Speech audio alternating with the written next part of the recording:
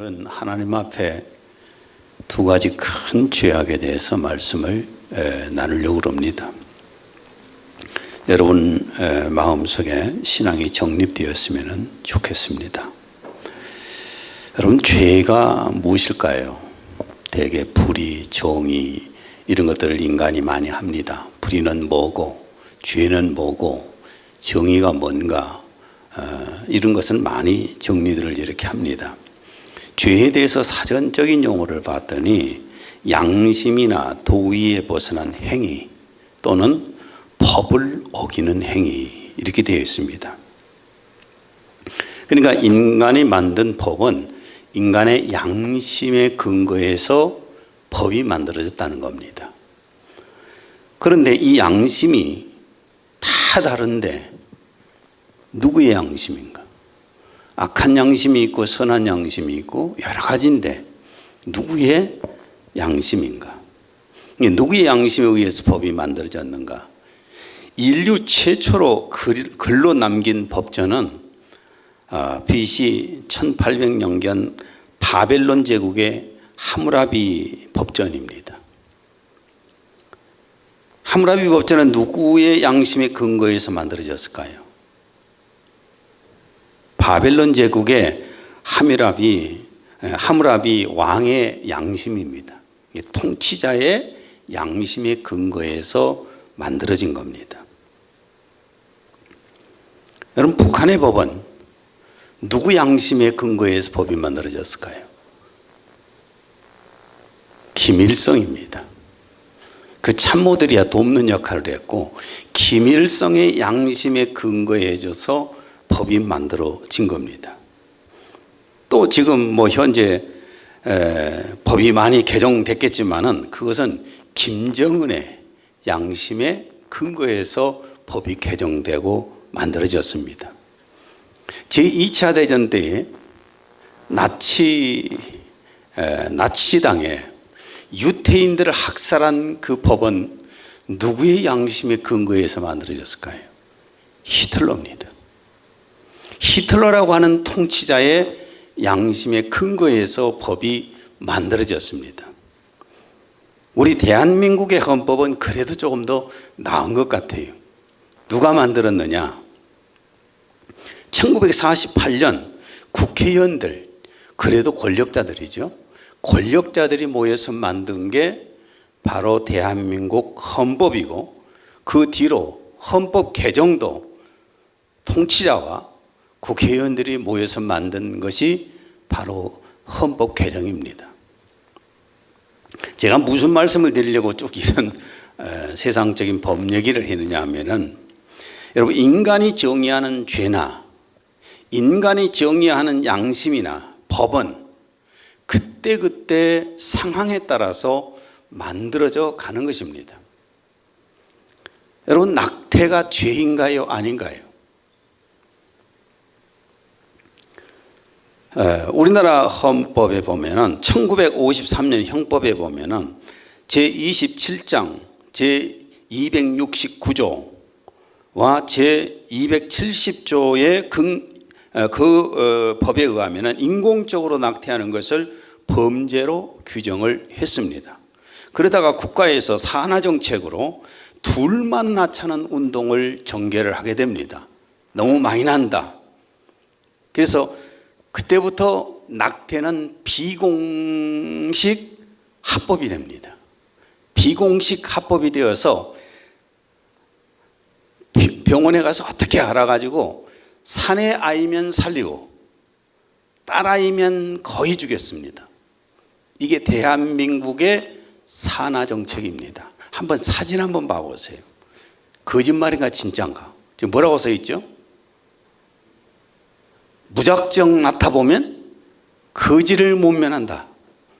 이러면서 국가에서 산하 정책을 운동을 폈습니다. 둘만 낳자, 또 어쩔 때는 하나만 낳자. 그 다음에 또 하나 봐보세요. 공개적으로 저렇게 막 칭찬을 하면서.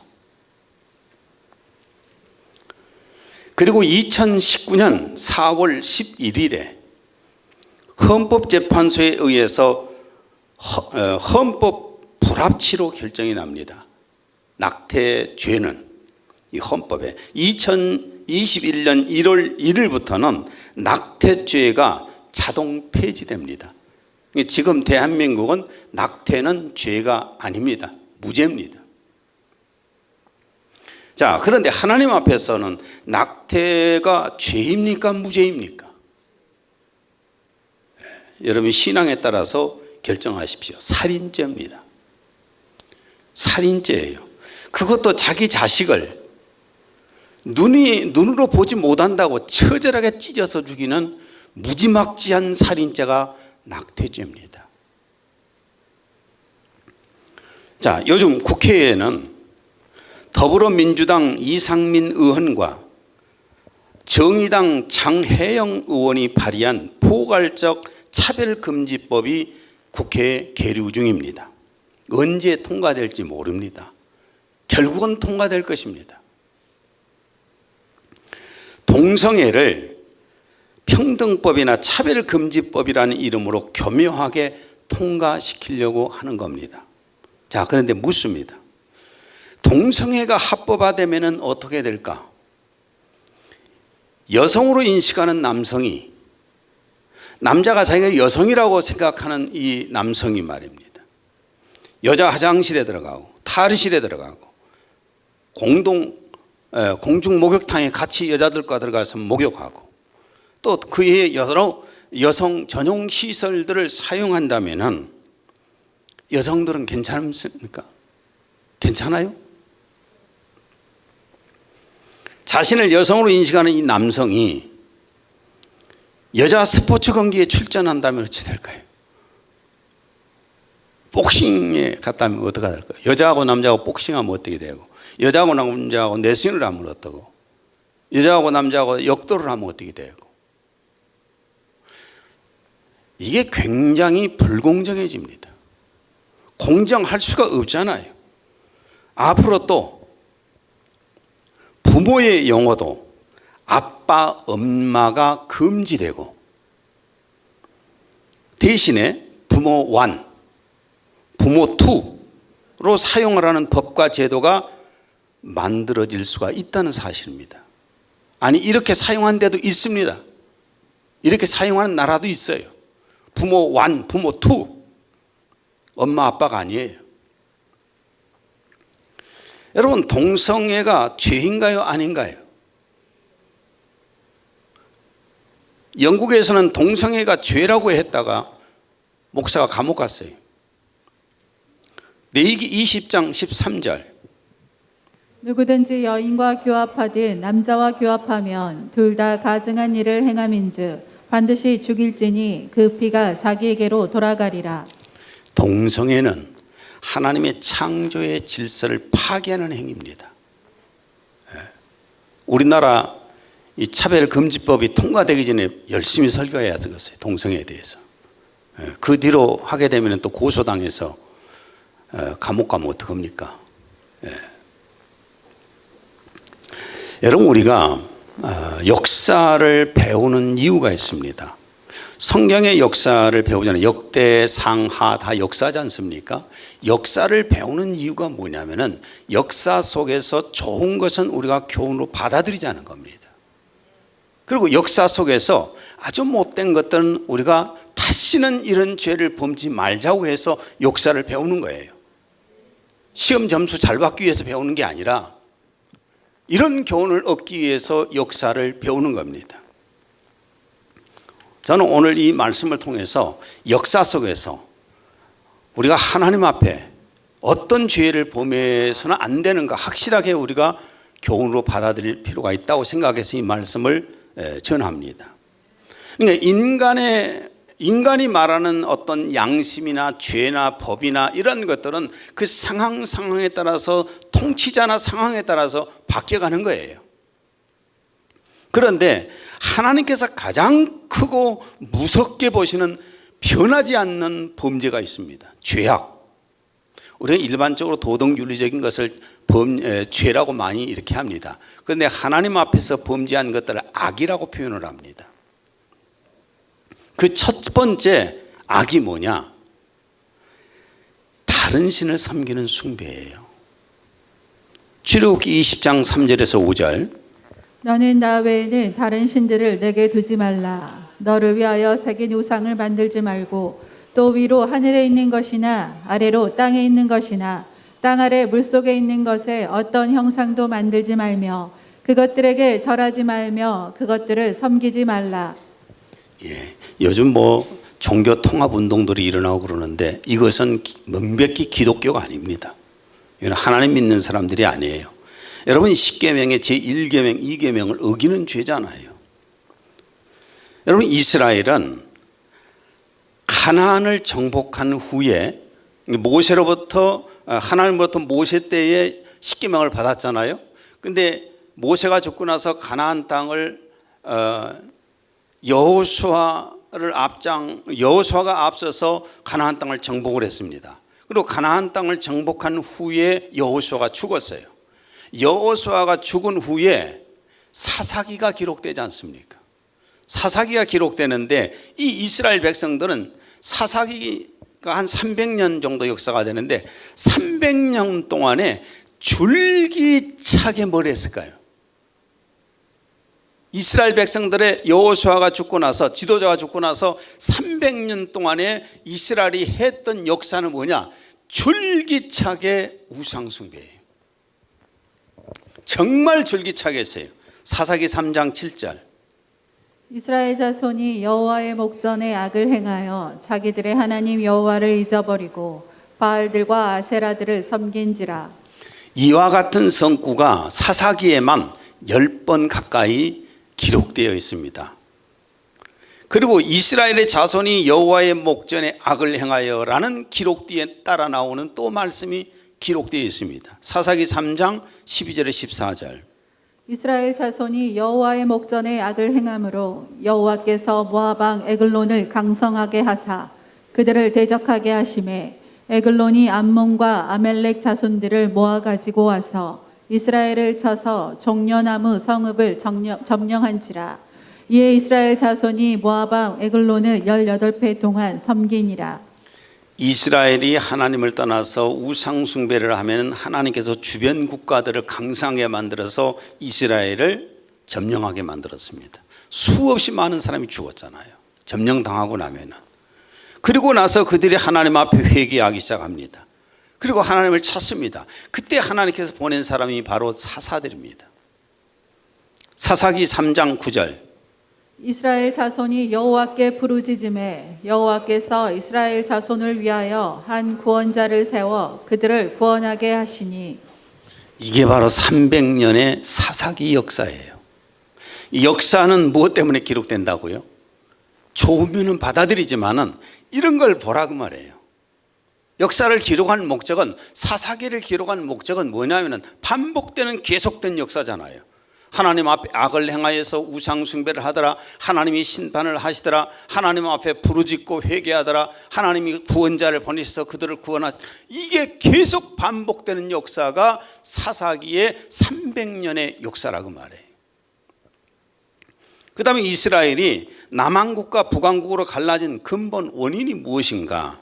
열왕기상 11장 4절에 7절. 솔로몬의 나이가 많을 때에 그의 여인들이 그의 마음을 돌려 다른 신들을 따르게 하였으므로 시돈 사람의 여신 아스다롯을 따르고 암몬 사람의 가증한 밀곰을 따름이라. 모압의 가증한 그모스를 위하여 예루살렘 앞 산에 산당을 지었고 또 암몬 자손의 가증한 몰록을 위하여 그와 같이 하였으며 내가 내 언약과 내가 내게 명령한 법도를 지키지 아니하였으니 내가 반드시 이 나라를 내게서 빼앗아 내 신하에게 주리라. 그래서 이스라엘이 북왕국과 남왕국으로 갈라졌습니다. 솔로몬의 우상 숭배에 의해서. 그리고 이스라엘 북왕국의 약 240년의 역사도 역시 마찬가지로 줄기차게 우상 숭배를 합니다. 그래서 BC 721년에 아수르 제국의 공격으로 멸망을 당하고 말았습니다. 그리고 또한 남왕국 유다도 약 350년 동안, 물론 하나님을 섬기는 우시아 왕이라든지 아니면 히스기야 왕이라든지 이런 하나님만을 섬기는 위대한 왕들도 있었지만 대부분이 우상 숭배를 했기 때문에 350년 동안이에요. 그래서 BC 586년에 바벨론 제국에 의해서 완전히 멸망을 당하고 말았습니다. 남한국과 북한국의 멸망 근원이 뭐라고요? 다른 신을 섬겼기 때문입니다. 우상 숭배를 했기 때문입니다. 자, 그런데 한 가지 우리가 한번 생각해 보게요. 성경에 수없이 이런 역사 속에 기록되어 있는 게, 이스라엘의 역사는 성경이에요. 계속해서 역사 속에서 하나님을 떠나서 우상 숭배를 하면 이런 심판을 받는 것이 반복되고 계속 반복된 것이 이스라엘 민족의 역사입니다. 그런데도 이런 반복되는 역사를 보면서도 인간은 왜 이렇게 줄기차게 다른 신을 섬기며 우상 숭배를 하고 있을까? 답이 뭘까요? 수없이 우상 숭배로 멸망을 당하고 심판을 당하는 과정을 성경에서 이스라엘 백성들도 계속해서 역사 속에 역사 공부를 했을 텐데 왜 이게 반복을 계속하고 있을까?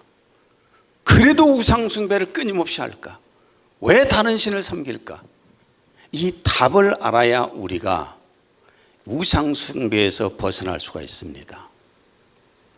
그 답은 간단합니다. 에베소 2장 2절. 이 세상 풍조를 따르고 공중의 권세 잡은 자를 따랐으니 곧 지금 불순종의 아들들 가운데서 역사하는 영이라. 첫째는 무엇 때문이냐? 우리 인간의 속에는 마귀의 영성을 가지고 있습니다. 마귀의 영성을 가지고 있기 때문에 세상을 통해서 들려오는 마귀의 소리가 훨씬 더 달콤하게, 훨씬 매력적으로 진리처럼 들려오는 겁니다. 그 다음에 두 번째는 배후에 마귀의 영들이 역사하고 있기 때문에 그렇게 역사 속에서 하나님의 심판을 받은 것을 보면서도 줄기차게 우상 숭배를 해오고 다른 신을 섬기는 겁니다. 그런데 우리는 얼마나 은혜를 받은 사람인 줄 아십니까? 우리의 영 속에는 하나님의 생명을 주셨습니다. 하나님의 또한 영성을 주셨습니다. 그렇기 때문에 그런 우상을 따라가지 않고 하나님을 믿고 따라갑니다. 얼마나 감사합니까? 로마서 8장 14절 15절 공동번역입니다. 누구든지 하나님의 성령의 인도를 따라 사는 사람은 하나님의 자녀입니다. 여러분이 받은 성령은 여러분을 다시 노예로 만들어서 공포에 몰아 넣으시는 분이 아니라 여러분을 하나님의 자녀로 만들어 주시는 분이십니다. 그래서 우리는 그 성령에 힘입어 하나님을 아빠 아버지라고 부릅니다. 하나님을 아빠 아버지라고 내 속에서 자연스럽게 믿어주고 부르게 된 겁니다. 혹시 여러분이 다른 신을 섬기고 싶은 마음이 생기면은 내 마음속에 신앙이 없구나. 다시 하나님 앞에 엎드려서 기도하세요. 정말 하나님이 내 속에 역사해 주셔서 나를 자녀 삼아 주시고 내 속에 성령을 부어 주셔서 하나님을 아빠 아버지라고 부를 수 있도록 해달라고 그렇게 기도하기를 바랍니다. 또한 그렇게 하는 분들은 하나님의 은혜 속에 사는 분들입니다. 두 번째로 하나님 앞에서 무서운 죄악이 뭐냐 하면은 오늘 본문 우시야 왕에서 찾아보려고 합니다. 우시야 왕은 여러분 신앙생활을 잘한 사람입니다. 정치도 잘한 사람입니다. 하나님 앞에 복도 참 많이 받은 사람입니다. 16살에 부왕 아마샤를 이어서 왕위에 올라서 52년 동안의 왕위에 있으면서 국토를 넓혔습니다. 주변 국가들로부터 조공을 받았습니다. 그래서 국가 전체가 경제적으로 아주 풍요로웠습니다. 그리고 목축업과 농사를 잘 할 수 있도록 정책을 펼쳐서 백성들이 잘 살게 만들었습니다. 또한 강력한 훈련으로 정예 병력을 만들어 군대를 만들고 또한 신무기들을 개방해서 막강한 군사력을 가지고 국방을 지켰습니다. 이렇게 우시야 왕이 대단한 업적을 이룰 수 있었던 이유가 뭘까요? 업적을 이룰 수 있던 근원이 뭐냐? 바로 하나님을 향한 신앙 때문이었습니다. 4절과 5절. 우시야가 그의 아버지 아마샤의 모든 행위대로 여호와 보시기에 정직하게 행하며 하나님의 묵시를 밝히 하는 스가랴가 사는 날에 하나님을 찾았고, 하나님 앞에 하나님만을 믿는 정직한 사람으로 살았고, 스가랴 선지자의 옆에서 하나님의 말씀을 계속 받아서 신앙생활을 하면서 나라를 통치했습니다. 그래서 하나님께서는 이렇게 신앙의 사람 우시야에게 어마어마한 복을 주셨습니다. 5절. 그가 여호와를 찾을 동안에는 하나님이 형통하게 하셨더라. 형통하게 하셨지요. 그 다음에 7절. 하나님이 그를 도우사 블레셋 사람들과 구르바을에 거주하는 아라비아 사람들과 마온 사람들을 치게 하신지라. 하나님이 그를 도와주셨습니다. 15절. 그의 이름이 멀리 퍼짐은 기이한 도우심을 얻어 강성하여짐이었더라. 기이한 도우심을 하나님이 주셨기 때문입니다. 여러분 신명기 28장 2절에서 8절에 보면은 잘 기록되어 있습니다. 공동번역으로 읽습니다. 너희 하나님 여호와의 말씀을 순종하기만 하면 다음과 같은 온갖 복이 너희를 사로잡을 것이다. 너희는 도시에서도 복을 받고 시골에서도 복을 받으리라. 너희 몸의 소생과 밭의 소출과 소새끼나 양새끼 할 것 없이 너희 가죽에게서 난 모든 새끼가 복을 받으리라. 너희 광주리와 반죽 그릇이 복을 받으리라. 너희는 들어와도 복을 받고 나가도 복을 받으리라. 너희에게 달려드는 원수들을 여호와께서 쳐 부수어 주실 것이다. 그들은 한 길로 몰려왔다가 7길로 뿔뿔이 도망치리라. 여호와께서 명령을 내리시면 너희 창고와 너희가 손을 대는 모든 일에 복이 넘치리라. 이걸 믿습니까? 진짜로 하나님이 복을 주시면은 여러 가지 방법으로 주십니다. 이렇게 우시야 왕이 복을 받았어요. 그런데 우시야 왕은 말년에 하나님 앞에 범죄를 합니다. 하나님 앞에 범죄함으로 하나님의 심판을 받게 됩니다. 26장 20절에서 21절. 대제사장 아사랴와 모든 제사장이 왕의 이마에 나병이 생겼음을 보고 성전에서 급히 쫓아내고 여호와께서 치심으로 왕도 속히 나가니라. 우시야 왕이 죽는 날까지 나병 환자가 되었고 나병 환자가 되매 여호와의 전에서 끊어져 별궁에 살았으므로 그의 아들 요담이 왕궁을 관리하며 백성을 다스렸더라. 사람이 살아가면서 가장 무서운 심판이 뭘까요? 가장 저주가 뭘까요? 여러분 병이 걸려서 금방 죽는 것은 그래도 복이에요. 사고로 금방 죽는 것도 복이에요. 나병 환자는 죽지도 않습니다. 나는 소록도에 몇 번 갔었는데 세상에 난 그렇게 인생을 살아가나 싶을 정도로 너무 그 분들이 안타깝더라고요. 눈도 안 보이고 손발도 막 다 잘려져 나가고 이렇게 인생을 살면 얼마나 힘들어요. 그분들이 어떤 죄 때문에 그랬다는 얘기가 아니라 여기 지금 우시야 왕을 지금 얘기하는 겁니다. 나병 환자가 되어서 권력이 있으면 뭐 할 것이고 부가 있으면 뭐 하고 명예가 있으면 뭐 합니까? 그런데 우상 숭배도 하지 않고 신앙생활도 잘 했던 우시야 왕은 왜 이런 심판을 받았을까? 이 답을 우리가 찾아야 합니다. 우시야 왕이 크게 성공하고 형통하고 성공하자 우시야 왕이 찾아온 것이 무엇인가? 16절. 그가 강성하여짐에 그의 마음이 교만하여 그의 마음이 교만해졌다. 교만이란 말을 사전에 찾아보니까 잘난 체 하는 태도로 겸손함이 없이 건방집니다. 자기가 최고라고 생각하는. 또 겸손이란 말을 찾아봤더니 남을 존중하고 자기를 낮추는 태도다. 물론 인간이 살아가면서 이 세상에서는 교만해질 수도 있잖아요. 다 잘난 체도 하기도 하잖아요.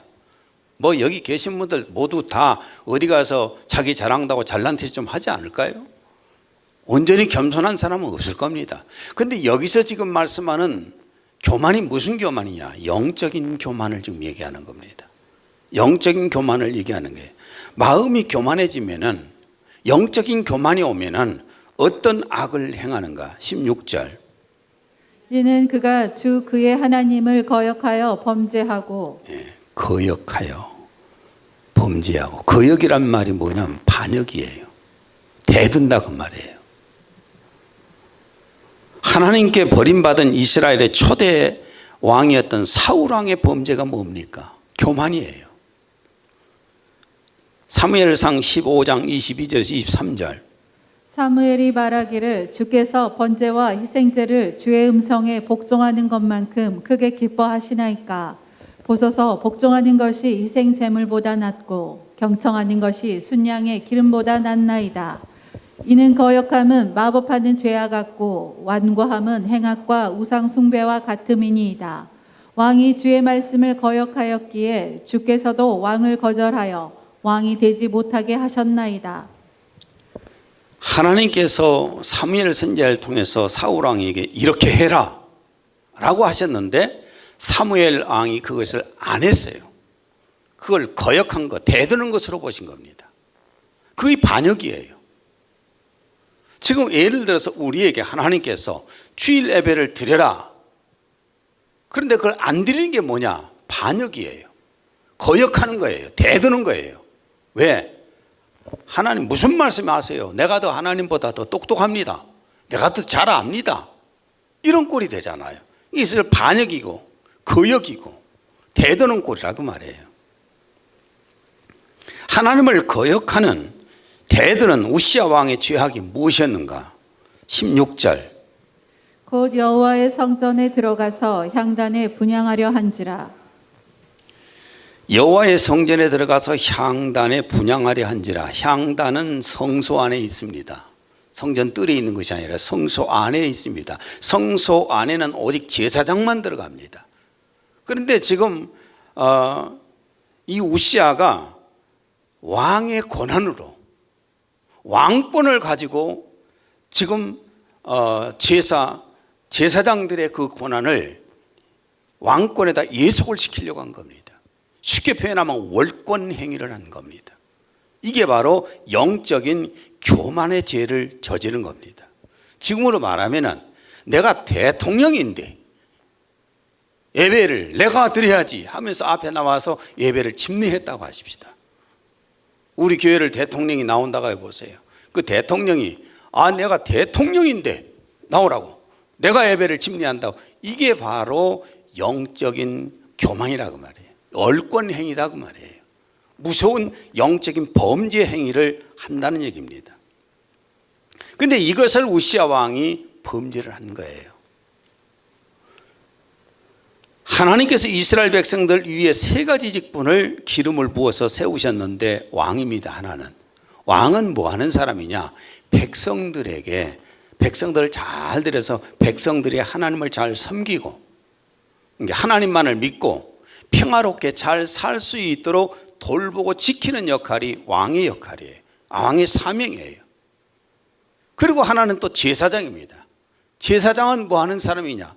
제사장은 백성들이 하나님을 섬기는데 혹시 잘못되어 있을 때에, 죄를 지었을 때 가서 죄를 용서받게 하고 하나님 앞에 그 은혜에 감사하게 하고 하면서 하나님을 잘 섬기게 하게끔 그 제사의 예배에 집례를 하게끔 하는 게 제사장의 사명입니다. 그 다음에 선지자는 뭐냐? 선지자도 기름 부었잖아요. 하나님의 말씀을 받아서 백성들에게 잘 전달해서 하나님의 뜻을 알고 하나님을 잘 섬기게 하는 것이, 이건 선지자들의 사명입니다. 이게 왕은 왕의 역할만 했어야지.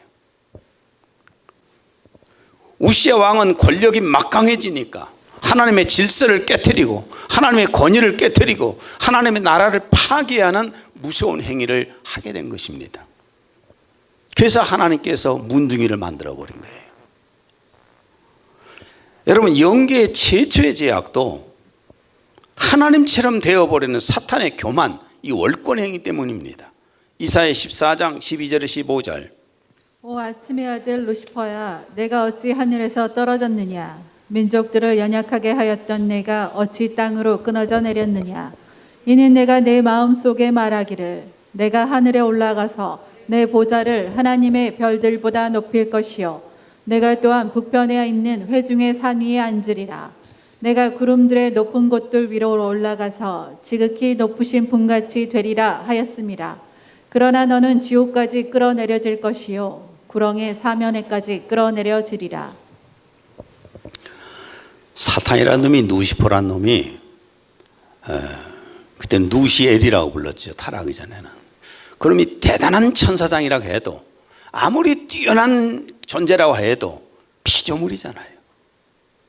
피조물이 창조주가 될 수 없잖아요. 인간이 아무리 창조주 흉내를 내고 별짓거리를 다 해도 이건 진짜 꽃이 아닌 것 같은데. 진짜예요. 이거 인간이 못 만들잖아요. 모조품을 만들어 봐야 내가 지금 속을 뻔해서 뻣뻣해서.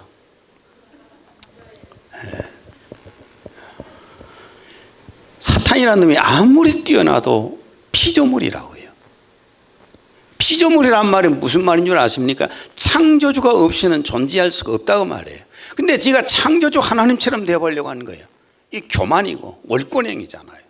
그래서 사탄이란 놈은 버려지고 또 버려지고 또 심판받아서 마지막에는 지옥 밑바닥까지 떨어지잖아요.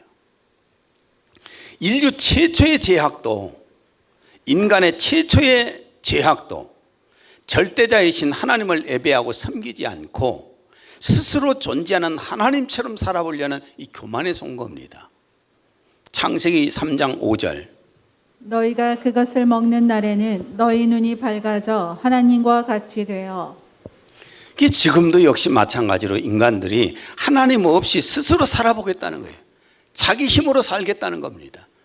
이런 교만의 죄를 범하고 있습니다. 이것이 바로 영적 교만이요 최고의 영적 죄악인 것입니다. 이게 마이크가 성능이 괜찮을 거예요. 살 때 좀 비싸게 줬는지는 잘 모르겠는데 성능이 괜찮아지요. 근데 성능이 괜찮하다고 굉장히 뻑이고 자랑하고 지가 좋은 제품이라고 팍 뻑에 대면서 하는 소리가, 나는 이제부터는 앰프가 없어도 괜찮다. 나는 지금부터 앰프가 없어도 충분히 기능을 발휘하면서 내 스스로 존재할 수 있다. 앰프하고 단절되는 순간에 이게 뭐가 될까요? 고물로 쓰레기로 버려지는 거예요. 피조물이 창조주한테 시건방 떨다가 버려지면 뭡니까? 영적인 쓰레기 하치장이 지옥이잖아요. 지옥에 버려진 것밖에 더 있어요? 이사야 10장 15절. 도끼가 그것을 가지고 찍는 사람에게 자기를 자랑할 수 있으며 또 도비 켜는 자에게 자기를 높일 수 있느냐? 이는 마치 막대기가 그것을 들어올리는 자들을 대항하여 스스로를 흔드는 것이나 또는 몽둥이가 마치 나무가 아닌 것처럼 스스로를 들어올리려 하는 것과 같도다. 사람이 없는데 도끼든 톱이든 뭐가 됐든지 간에 지들이 스스로 움직일 수 있어요? 아무것도 못 하잖아요. 고물로 버려지는 거예요. 우리 그리스도인들의 불신앙이 뭡니까? 하나님 없는 것처럼 사는 거예요. 하나님이 지금 함께 하시는 것을 믿지 않고 하나님 없는 것처럼 살아가는 것이 그리스도인들의 불신앙이에요. 그래서 하나님의 약속의 말씀을 따르지 않습니다. 하나님의 약속의 말씀들을 믿지를 않아요. 여기 기록된 말씀을 믿어야 되는데 그 말씀을 믿지 않습니다. 또한 하나님이 함께 하시는 것을 믿지 않기 때문에 하나님 앞에 기도하지 않습니다. 도움받지 않으려고. 그리고 성도들이 함께 모여서 하나님께 예배하는 것을 소홀히 합니다. 하나님 만날 필요 없다고 말이죠. 요즘 혼자서 말씀을 읽고 기도하고 찬양하는 것을 예배라고 생각하는 사람들이 많습니다. 집에서 큐티하는 것, 혼자 찬양하고 혼자 말씀도 읽고 혼자 기도도 하고 그러면서 나는 예배를 하나님 앞에 드렸다고. 아니, 굉장히 잘못된 생각을 합니다.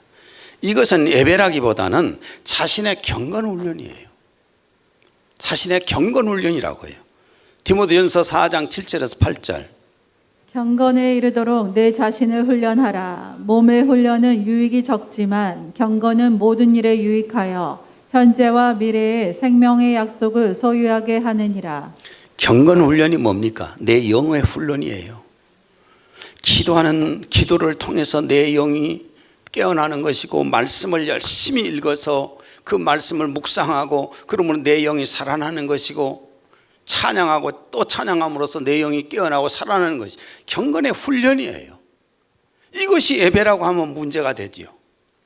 여러분, 예배가 무엇입니까? 예배의 첫 번째 조건이 뭘까요? 예배가 될 수 있는 첫 번째가 뭔가요? 대답하다 오답이 나올까 봐 말을 못하고 있어요. 하나님이 임재하시는 거예요. 하나님이 이 자리에 임재하지 않으시면 그 예배는 예배가 아니에요. 그냥 사람들의 모임일 뿐이에요. 여기 하나님께서 임재하지 않으면은 저쪽에 가서 사람들 모여서 콘서트를 하는 장소나 뭐가 다릅니까? 다 똑같은 거죠. 하나님의 임재함이 없을 때에는 그건 예배가 아닌 것입니다. 계시록 2장 1절. 오른손에 있는 7뼈를 붙잡고 7 금촛대 사이를 거니시는 이가 이르시되. 7 금촛대는 교회를 말하잖아요. 촛대는 교회를 말하는데 교회들 사이에서 거니시는 예수님. 모이면 교회입니다. 교회란 말이 뭔 말이에요? 모임이라는 거잖아요. 그렇죠? 모임이 아닌데 무슨 교회입니까? 흩어져서 혼자 있는데 그게 교회입니까? 교회 멤버는 기지만은 교회가 아니잖아요. 우리가 이렇게 예수님 이름 모였을 때 이거를 교회란 말로 사용하는 것입니다. 불러내어서 모이는 사람들. 그런데 계시록에 보면은, 계시록 3장에 보면은 라오디게아 교회가 나오는데 비참한 소위 교회가 아닌 교회가 나옵니다. 계시록 3장 20절. 보라, 내가 문 앞에 서서 두드리노라. 지금 어디 계세요? 문 밖에, 교회 밖에 계시잖아요. 그럼 그거는 교회가 아니라고요. 여러분, 교회는 예능교회에 분명하게 기억하십시오. 예능교회의 머리는 누구실까요? 예능교회 주인은 누구실까요? 예능교회 왕이 누구신가요? 예능교회 하나님이 누구신가요? 예수님이셔요. 예수님이 우리 교회의 머리시고 주인이시고 왕이시고 우리 하나님이신 겁니다. 그 주님이 함께 하실 때 그 교회가 주님의 교회가 되는 겁니다. 마태복음 18장 20절. 두세 사람이 내 이름으로 모인 곳에는 나도 그들 중에 있느니라. 분명히 주님은 교회로 모일 때에 그 자리에 계신다고 약속을 하시는 겁니다. 오늘 이 자리에 주님이 임재하실까요? 이 자리에 정말 주님이 계실까요? 주님이 이 자리에 계셔야 우리의 예배는 예배인 것이고 이 예능교회는 주님의 교회인 것입니다. 주님이 이 자리에 함께하지 않는다면 주님의 교회가 아니라 세상 교회고 사탄 교회가 되는 겁니다. 교회가 다 똑같은 교회가 아니죠. 하나님의 교회, 예수님의 교회냐 사탄 교회냐. 여러분, 미국에는 사탄 숭배하는 교회도 5만 명이 넘게 모여요. 모이니까 다 교회라고요? 똑같은 교회라고요? 신천지가 얼마나 많은 숫자가 모입니까? 똑같은 교회입니까? 주님이 만약에 이 자리에 임재하지 않는다면 이 예배는 예배가 아닌 것입니다. 또 예능교회는 교회가 아닙니다. 그런데 이 교회에 주님이 함께 하시고 지금 이 예배에 주님이 이 자리에 계신다고 믿습니까? 그렇다면 우리가 예배를 소홀히 해서는 안 되는 겁니다. 불꽃 같은 눈으로 보고 계시는 주님이 이 자리에 계신다면 그 주님이 한 사람 한 사람 머리 위에 손을 올려서 축복하고 계신다면 눈으로 보인다고 해도 우리가 예배를 소홀히 할 수 있겠습니까?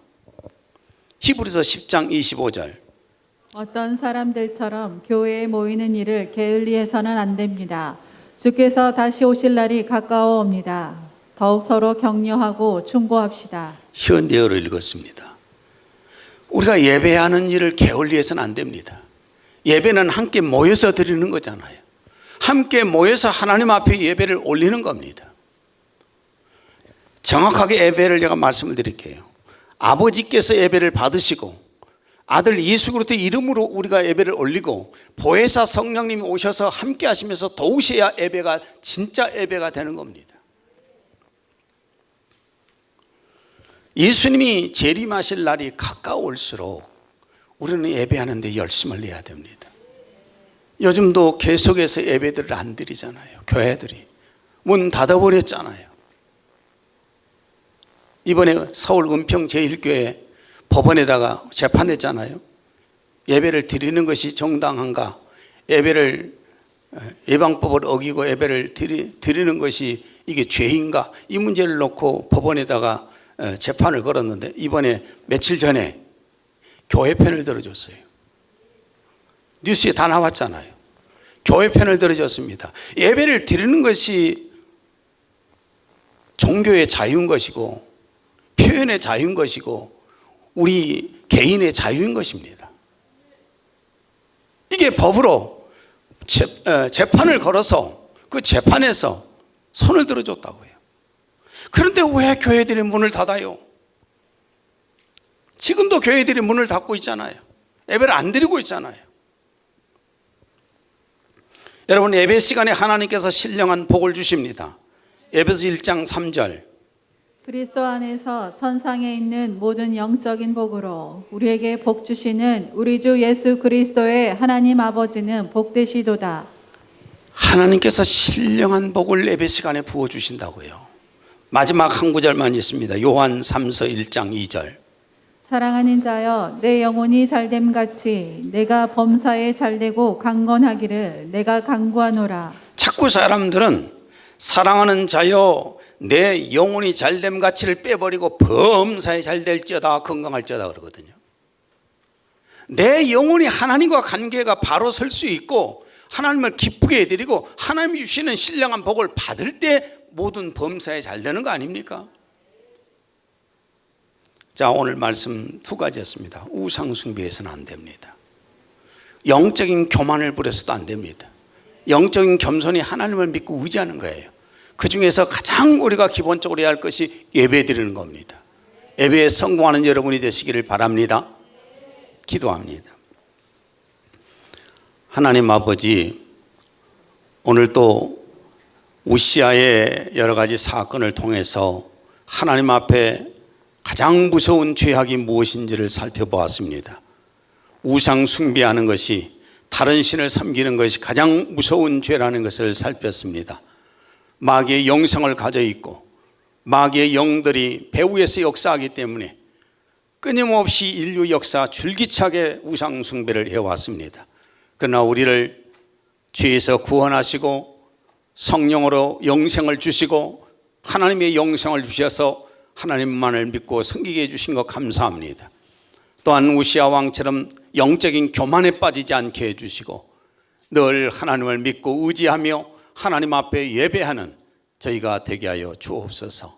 예수님 이름으로 기도했습니다. 아멘.